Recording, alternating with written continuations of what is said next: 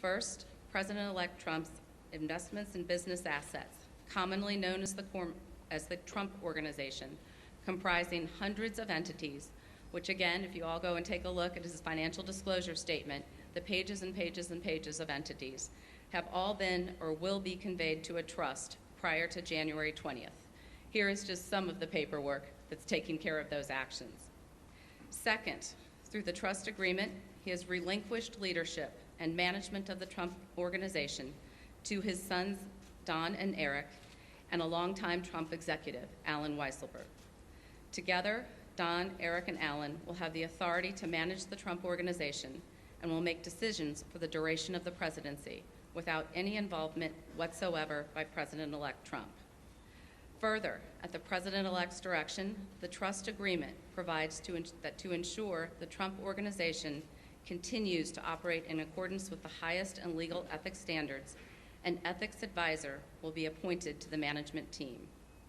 The written approval of the ethics advisor will be required for new deals, actions, and transactions that could potentially raise ethics or conflicts of interest concerns.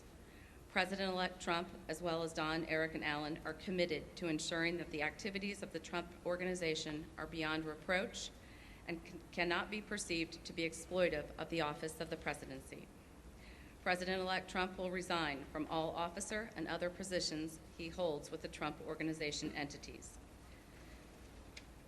Further, in addition, his daughter Ivanka will have no further involvement with or management authority whatsoever with the Trump Organization. As she and Jared move their family to D.C., Ivanka will be focused on settling her children into their new homes and their new schools. The President-elect has also already disposed of all of his investments in publicly traded or easily liquidated investments. As a result, the trust will have two types of assets. First, it will hold liquid assets, cash, cash equivalents, and treasuries, and perhaps some positions in a government-approved diversified portfolio, one that is consistent with the regulations from the Office of Government Ethics.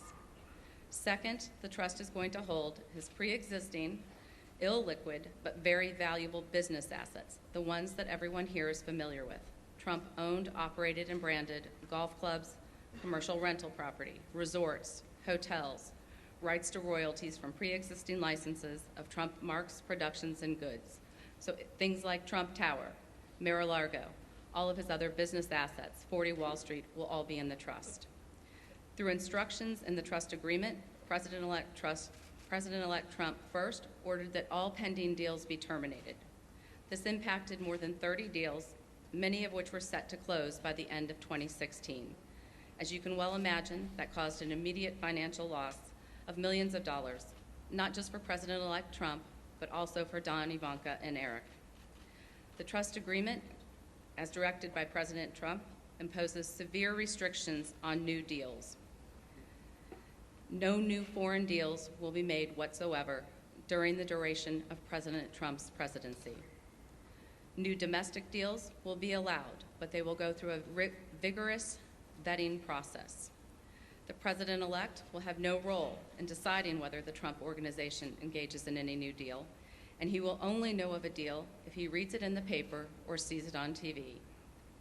Because any new deal could, and I emphasize could, be perceived as causing a conflict or as exploiting the office of the presidency, new deals must be vetted with the ethics advisor, whose role will be to analyze any potential transactions for conflicts and ethics issues.